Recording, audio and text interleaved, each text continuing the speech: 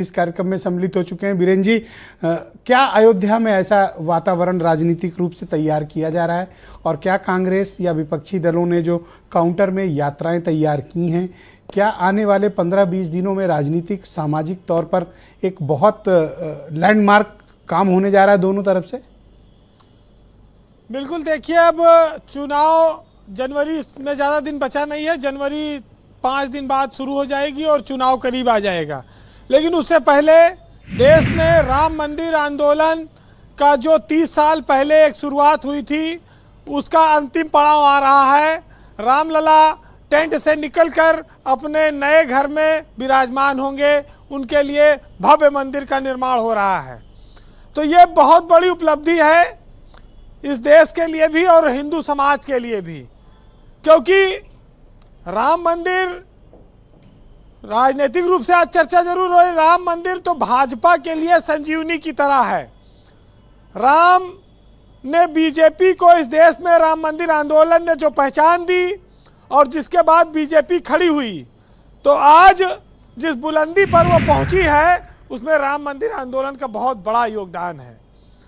और इसमें योगदान उत्तर प्रदेश के जो वर्तमान मुख्यमंत्री हैं और उनके गुरु अवैधनाथ योगी आदित्यनाथ, इन लोगों का भी बहुत बड़ा है। और संयोग है कि प्रधानमंत्री नरेंद्र मोदी के कार्यकाल में राम मंदिर का उद्घाटन होने जा रहा है और बीजेपी जिस चीज़ को अपना एजेंडा बताती थी कि हमारे एजेंडे में शामिल है, घोषणा पत्र में शामिल है, उसके लिए उनकी कई सरकारें गिरी। और हिंदू समाज ये सोचता था कि बीजेपी खाली ये कहती है कि राम मंदिर बनाएंगे लेकिन तारीख नहीं बताती थी। अब वो सब चीज़ें भ्रम दूर होने की स्थिति आ गई।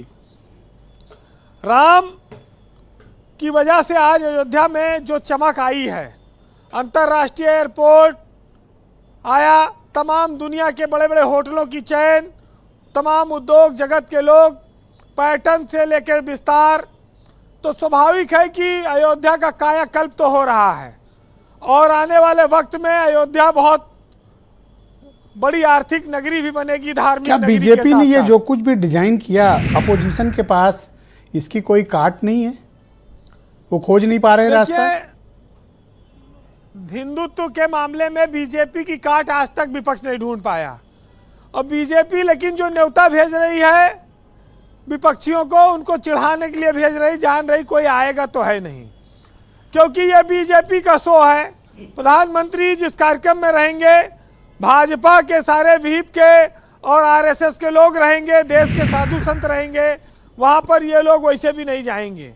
लेकिन इसी कार्यक्रम के सहारे बीजेपी देश में तीसरी बार हैट्रिक बनाने की कोशिश में है, केंद्र में अपनी सरकार की। दुनिया में करोड़ों लोगों की आस्था है राम में।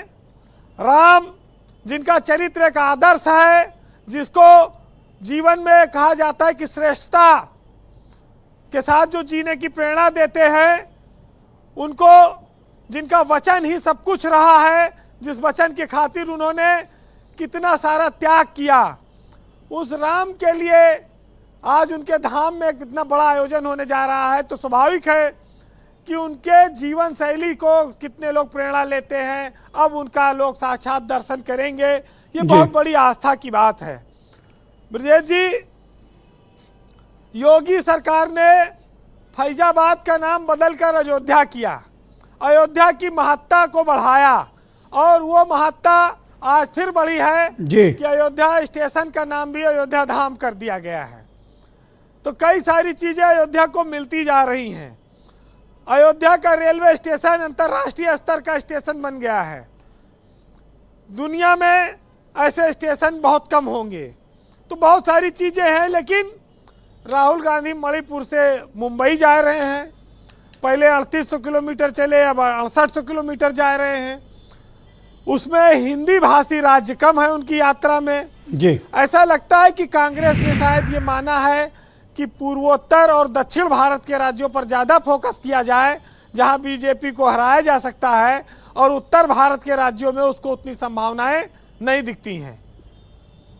दूसरी बात यह है कि हमारे एक दोस्त हैं सचिवालय में, संजीव श्रीवास्तव, उन्होंने कहा कि राम मंदिर के उद्घाटन के दिन सरकार को सार्वजनिक अवकाश घोषित कर देना चाहिए, जिससे कि जो लोग जाना चाहें, सरकारी नौकरी वाले भी, वो भी जा सके अयोध्या भगवान के दर्शन करने। जी वीरेंद्र जी। तो सबके अपने अपने तर्क हैं, अपनी अपनी सियासत है, लेकिन भाजपा तो इसी सियासत से पैदा हुई, इसी से फलती फूलती है। तो वो तो धर्म, राम, काशी, मथुरा, उसका पूरा इस्तेमाल करेगी।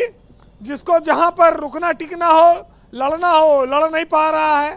जी। तो बहुत सारी चीजें हैं, लेकिन राम एक मर्यादा पुरुषोत्तम है हिंदुत्व समाज के लिए पूरी दुनिया में, और उनके चरित्र को जीने के लिए प्रेरणा दी जाती है नौजवानों को, बच्चों को, आने वाली पीढ़ियों को। उसको कभी भी बदला नहीं जा पाएगा, और वो शीर्ष पर हमेशा कायम रहेंगे आदर्श पुरुष के चरित्र के रूप में। तो उनके लिए कहना है, सुनिएगा, कि राम मिलेंगे मर्यादा से जीने में, और राम मिलेंगे बजरंगी के सीने में। राम मिले हैं वचनबद्ध वनवासों में, राम मिले हैं केवट के विश्वासों में, राम मिले हैं अनुसुईया की मानवता को, राम मिले हैं सीता जैसी पावनता को। बहुत शुक्रिया वीरेंद्र जी, आपका बहुत बहुत धन्यवाद ग्राउंड जीरो से अपने इनपुट और फीडबैक उपलब्ध कराने के लिए। बहनों भाइयों, 2 राजनीतिक बड़े कार्यक्रम होने जा रहे हैं।